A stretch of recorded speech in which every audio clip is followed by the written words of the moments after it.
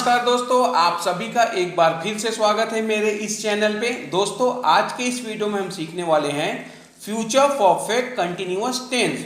दोस्तों, कोई क्रिया भविष्य के किसी निश्चित समय से बहुत पहले शुरू होकर उस समय पर भी जारी रहेगी या उस समय पर समाप्त होगी, ऐसा दर्शाने के लिए इस काल का प्रयोग होते हैं। दोस्तों, जब वाक्य के अंत में रहा होगा, रही होगी, रहे होंगे ये आए, ये फ्यूचर परफेक्ट कंटिन्यूअस टेंस की पहचान है।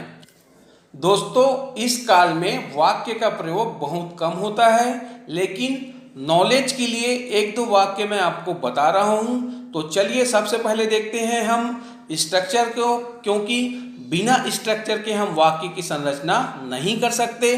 तो सबसे पहले आता है सब्जेक्ट, और सब्जेक्ट के बाद आता है विल हैव बीन, और उसके बाद आता है वर्ब का फर्स्ट फॉर्म जिसपे हम लगाते हैं आईएनजी, और उसके बाद आता है सिंस फॉर, और उसके बाद आता है ऑब्जेक्ट। तो दोस्तों, सबसे पहले देखते हैं हम सब्जेक्ट को। आई, यू, वी, दे प्लूरल, और ही, सी, इट, नेम सिंगुलर, ये सारे सब्जेक्ट हैं। और दोस्तों, इन सभी के साथ हम विल हैव बीन का प्रयोग करते हैं।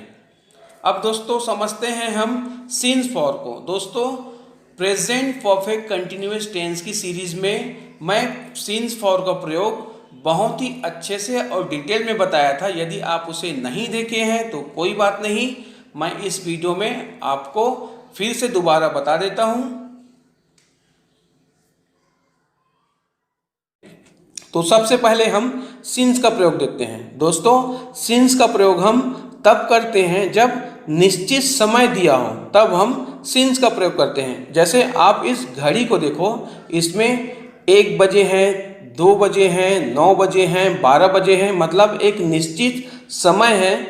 अब आप इस कैलेंडर को देखो, कैलेंडर में दिया है दिन, मतलब सोमवार से, मंगलवार से, रविवार से, बुधवार से, ये दिन है। अब इसी में देखो एक तारीख दिया है, जैसे 5 जनवरी से, 3 मार्च से, 9 अप्रैल से, ये तारीख दिया है। अब इसी में आप देखो मंथ, मतलब जनवरी से या फिर दिसंबर से या फिर मार्च से, मतलब एक निश्चित दिन दिया है, एक निश्चित समय दिया है। अब आप इसी में देखो सन 2009 से, 2012 से, 2019 से, और एक होती है अवस्था, मतलब बचपन से या फिर सुबह से, दोपहर से, शाम से, रात से, मतलब एक निश्चित तिथि है, निश्चित समय है। तो इसके साथ हम सिंस का प्रयोग करते हैं। दोस्तों, अब हम समझते हैं फॉर का प्रयोग। तो फॉर का प्रयोग हम तब करते हैं जब अनिश्चित समय दिया हो, जैसे 3 घंटे से। दोस्तों, इसमें 3 घंटों से लिखा है, मतलब पता नहीं चलता कि ये कौन से 3 घंटे से हैं। 3 दिनों से, अब इसमें भी देखो 3 दिनों से है, मगर ये कौन से 3 दिनों से है ये पता नहीं चलता। तो ऐसी स्थिति में जब समय अनिश्चित हो तब हम फॉर का प्रयोग करते हैं। दोस्तों, आओ वाक्य के माध्यम से इसको हम और अच्छे से समझने की।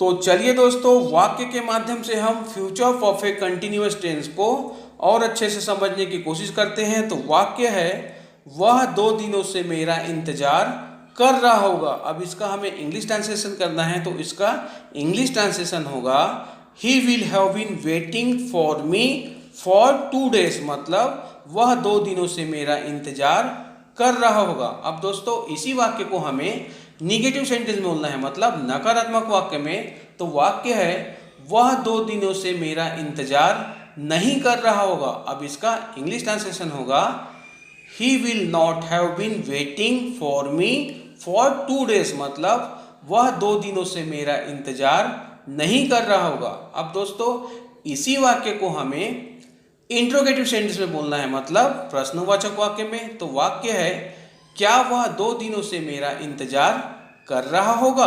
अब इसका हमें इंग्लिश में ट्रांसलेशन करना है, तो इसका इंग्लिश ट्रांसलेशन होगा will he have been waiting for me for 2 days, मतलब क्या वह 2 दिनों से मेरा इंतजार कर रहा होगा। अब दोस्तों, इसी वाक्य को हमें इंट्रोगेटिव निगेटिव सेंटेंस में बोलना है, मतलब प्रश्नवाचक नकारात्मक वाक्य में। तो वाक्य है क्या वह 2 दिनों से मेरा इंतजार नहीं कर रहा होगा, तो इसका इंग्लिश ट्रांसलेशन होगा will he not have been waiting for me for 2 days, मतलब क्या वह 2 दिनों से मेरा इंतजार नहीं कर रहा होगा।